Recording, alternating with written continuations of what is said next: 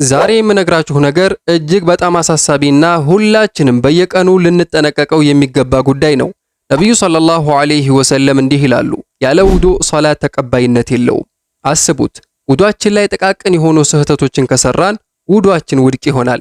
ውዱአችን ውድቅ ሆነ ብሎ ማለት ደግሞ የሰገድነው ሶላት አየር ላይ ይቀራል ማለት ነው። ዛሬ በብዙዎቻችን ዘንድ በቀላሉ የሚታለፍ ነገር ግን ሰላታችንን አደጋ ላይ የሚጥል ሶስት አደገኛ የሆኑ የውዱእ ስህተቶችን አብረን እንመለከታለን። ልክ እንደተለመደው ራሳችሁን እየመረጣችሁ ፈትሹ። ቢስሚላህ።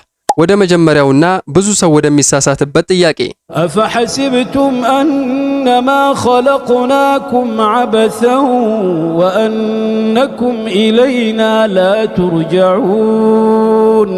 የመጀመሪያው ስህተት እጃችንን እስከ ክንዳችን ድረስ በምናጥብበት ሰዓት የሚፈጠር ስህተት ነው። ብዙዎቻችን ውዱእ ስናደርግ ውሃን ከእጅ አንጓ ጀምረን እስከ ክንድ ድረስ ብቻ እናጥባለን። መጀመሪያ መዳፋችንን ስለታጠብን አንደግምም እንላለን። ነገር ግን ይህ ትክክል ነው ወይስ ስህተት?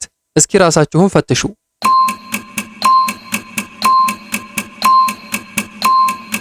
ይህ በጣም ትልቅና አደገኛ የሆነ ስህተት ነው።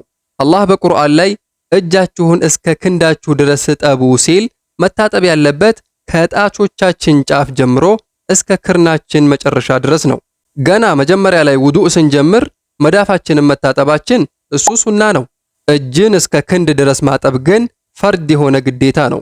ስለዚህ ከእጃችን አንጓ ጀምረን ብቻ ካጠብንና መዳፋችንን ካልደገምነው ውዱአችን ሙሉ በሙሉ ውድቅ ይሆናል። ይህንን ስህተት ብዙ ሰው ስለሚሰራው አሁኑኑ እናስተካክል። ሁለተኛው ስህተት በተለይ በብርድ ሰዓት ወይም ስንቸኩል እግራችን ላይ የሚፈጠር ትልቅ የሆነ ስህተት። እግራችንን ስናጥብ ውሃ ተረከዛችንንና የቁርጭምጭምት ጀርባ ላይ በደንብ ሳይደርስ ሲቀር ነው። ያው ውሃ ነክቶት የለ ብለን እናልፋለን። ይህ ነገር ውዱእን ያበላሻል ወይስ አያበላሽም? እስኪ መልሱ።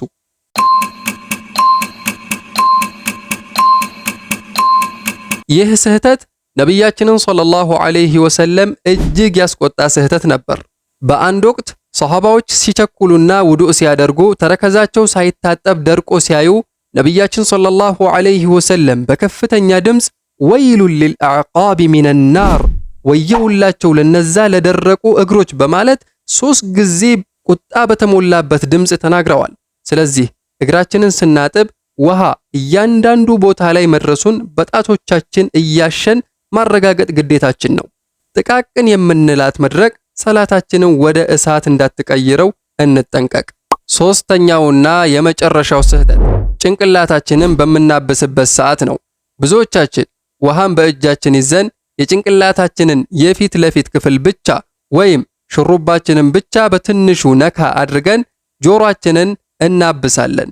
ይህ ውዱእ ሙሉ ያደርገዋል ወይስ ያጎድለዋል? እስኪ መልሱልኝ።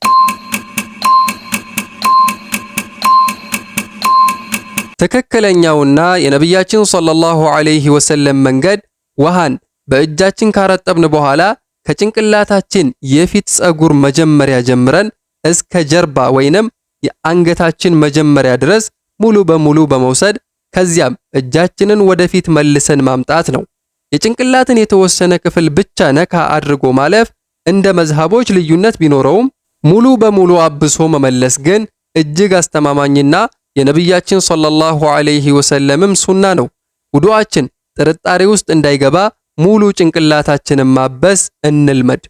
ውድና የተከበራችሁ የነሽር ቲዩብ ተከታታዮች ዛሬ ያየናቸው 3 የውዱእ ስህተቶች እነዚህ ነበሩ።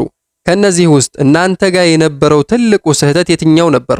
ኮሜንት ላይ በግልጽ አስቀምጡልኝ።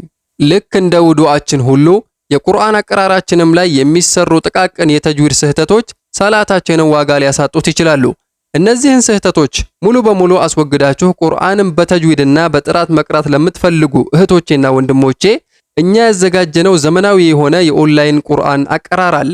ተመዝግባችሁ ለመቅራት ከፈለጋችሁ ከስር ዲስክሪፕሽን ላይ ያሉትን ሊንኮች በመጠቀም መመዝገብ ትችላላችሁ። ቪዲዮውን ላይክ እና ሼር በማድረግ ለሌሎች ሙስሊሞች እንዲደርስ አድርጉ። ወሰላሙ ዐለይኩም ወራህመቱላሂ ወበረካቱሁ።